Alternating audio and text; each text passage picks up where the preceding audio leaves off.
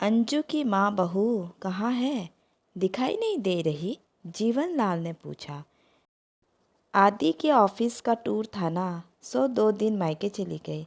सुभद्रा ने कहा, ये क्या भगवान, इस महीने बहू 3-4 बार मायके चली गई है। ऐसे वो कैसे ससुराल को अपना मान सक पाएगी? पति देव टूर पर गए तो चलो मायके, मतलब रिश्ता सिर्फ आदित्य से हुआ है? क्या हम उसका परिवार नहीं है?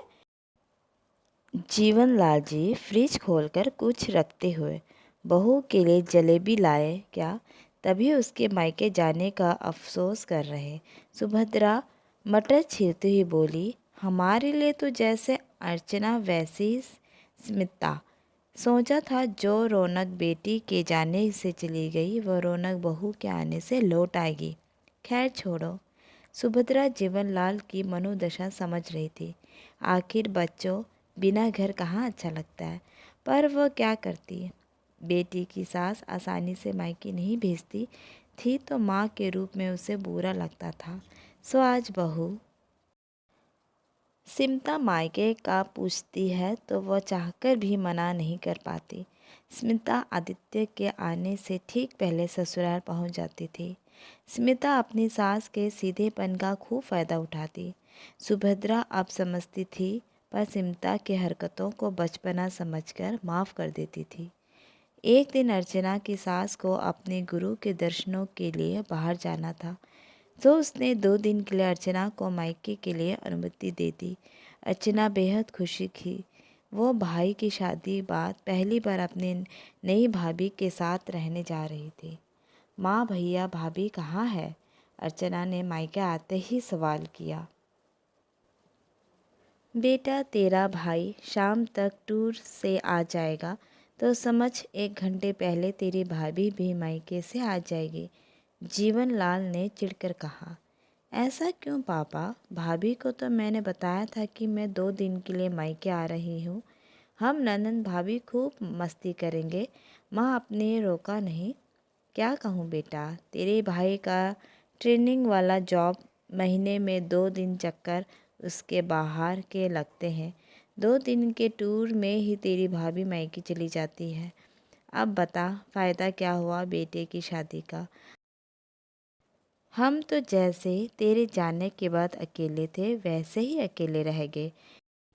तेरी माँ कुछ कहती होती तो उसके इतने पर निकलते क्या?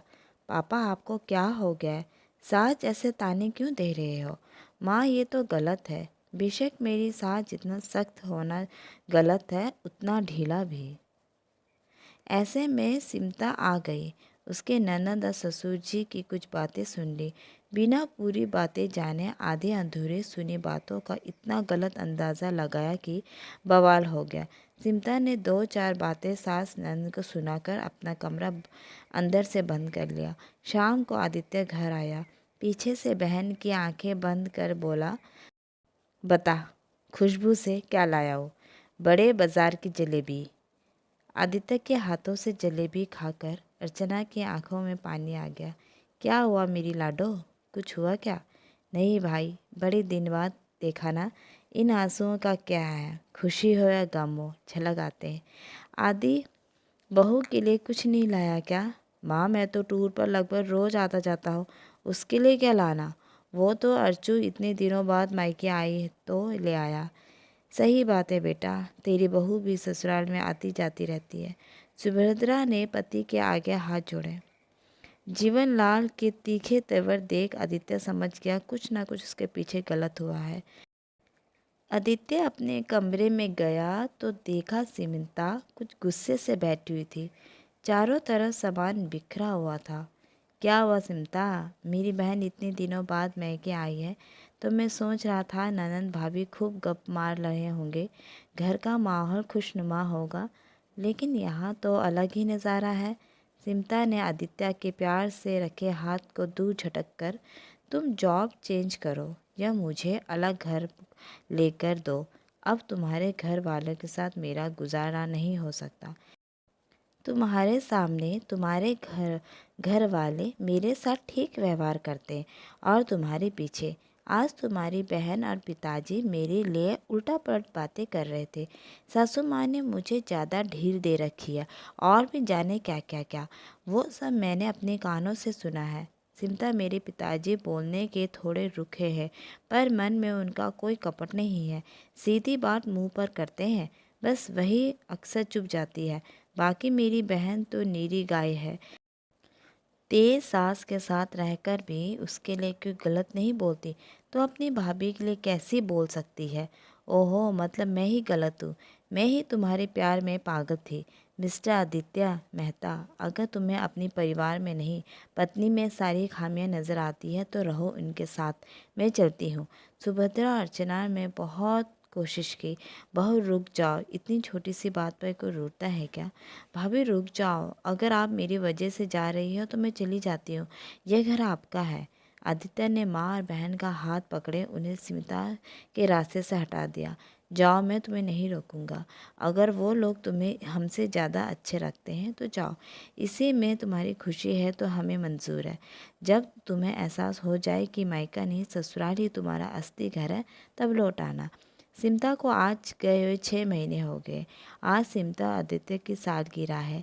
सिमता के मायके में बहुत हुई नाराज़गी बेटा। दामाद जी को फ़ोन कर लो। आज तुम्हारी शादी का 1 साल हो गया। गिले शिकवे दूर कर नए सिरे से जीवन शुरू करो। मैं फ़ोन क्यों करूं? उन्हें मेरी कोई ज़रूरत नहीं माँ। उन्होंने कभी मुझे फ़ोन किया? बेटा, तुम उसे ब्लॉक करके बैठी हो। सास नंदन के फ़ोन तुम उठाती नहीं। ऐसा नहीं होता बेटा। नए माहौल में, नए रिश्तों में सबको एडजस्टमेंट करनी होती है। मुझे 1 साल पहले का समय याद आ रहा है, जब तुम आदित्य को जीवन साथी बनाने के लिए पूरी दुनिया से लड़ने को तैयार थी। जाने अनजाने सिमता अपने अतीत की यादों में खो गई। उसे वह हसीन रुमाली पल आंखों के आगे घूमने लगे, जब उसने और आदित्य साथ जीने मरने की कस्में खाई थी। इतने में पड़ोस की आंटी की तीखी आवाज़ सुनाई पड़ी। सिमता अपनी यादों से अचानक बाहर आ गई।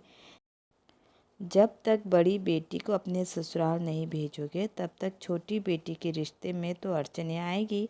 उसे भी कहो बड़े की तरह प्रेम व्यवहार कर ले। अनुराधा आंटी के तीखे स्वर अंदर कमरे में बैठी सिमता के मन में शूल की भांति चुभ रहे थे। नहीं, एक बेटी का प्रेम विवाह सफल नहीं हुआ। छोटी का तो मैं अपनी जाति में ही करवाऊंगी। मेरी बेटियां पढ़ी लिखी संस्कारी गुणी है। अब अच्छा घर वर देखिए। शारदा ने शरबत का गिलास देते हुए कहा।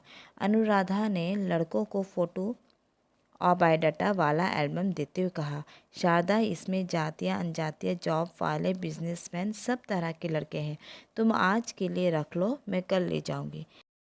अंकिता ऑफिस से आए तो उसे दिखा देना। अनुराधा के जाते ही सिमता बाहर आ गई। शारदा के हाथ से एल्बम लेकर बैठ गई। मैं देखूंगी मेरी गुड़िया के लिए वर।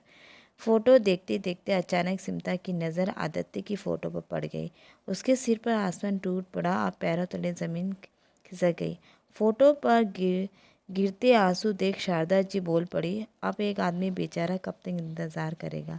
बिना गलती के कब तक सज़ा भोगेगा? जो बीवी ब्लॉक कर बैठी है, बात करने को तैयार नहीं, उसे मायके कैसे लेने आए? सोचता होगा दूसरा घर बसा ले। तो मैं कहती हूँ सिमता, तुम भी तलाक दे। अंकिता के साथ ही उसे मंडप में पुनः विवाह कर लो। कैसी बातें करती हो माँ? मैं आदित्य से प्यार करती हूँ। इतनी सी बात पर कोई तलाक देता है? 6 महीने की दूरी में वो 3 साल का प्यार भूल गए। वो कैसे दूसरी शादी का सोच सकते हैं? वाह बेटा, इतनी सी बात पर तलाक नहीं होता, पर घर छोड़कर आया जा सकता है। एक बात साफ कर दूँ, बता। प्यार सिर्फ दो लोगों के बीच होता है, पर शादी तो दो परिवार का गठबंधन होता है। तूने आदित्य को तो अपने लिया, उसके परिवार को नहीं अपना पाई। वो घर में हो रहता तो ही तुम्हें ससुराल अच्छा लगता, नहीं तो तुम अपने मायके आ जाती।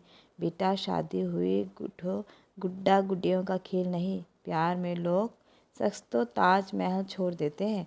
तुम अपने पति के परिवार को दिल से नहीं अपना पाए। ये कैसा प्यार था? बस माँ, बहुत हो गया। मेरी गलती इतनी बड़ी नहीं जो ठीक ना की जा सके। मैं जा रही हूँ मेरे ससुराल। मैं अपनी गृहस्थी ऐसे बर्बाद होने नहीं दे सकती। सिमता ने अपना सूट पैक किया और फ़ोन पर कैब बुक कर रवाना हो गई। ससुराल के घर पर ताला देख उसका दिमाग और ख़राब हो गया। उसने सास, पति, ननद सबको फ़ोन लगाए। सबका फ़ोन कवरेज से बाहर आ रहा था। बुरे से बुरे ख्याल दिमाग में आ रहे थे। पड़ोसी से पूछा तो पता चला पूरा परिवार किसी रिश्तेदार की शादी में गया है। ज़रूर आदित्य को लड़की देखने का कार्यक्रम इसी शादी में तय किया होगा। भगवान, मेरी शादी टूटने से बचा लीजिए। मैंने ना समझ में अपने हंसते खेलते घर में आग लगा ली। एक मौका दे दीजिए, बस आखिरी बार। देर रात तक सिमता घर के बाहर बैठी आंसू बहाती रही। इतने में आदित्य की कार के हॉर्न ने उसके शरीर में जैसे जान फूंक दी। कार के निकलने के बाद अर्चना, सुभद्रा, जीवनलाल बहू को देखकर फूले न समाये। सब मिलकर मान सम्मान के साथ सिमता को घर के अंदर ले आए। अरे आदि कहाँ रह गया? इतना अंधेरा हो रहा, ज़रा लाइट तो ऑन कर। जीवनलाल जी की आवाज़ लगाई।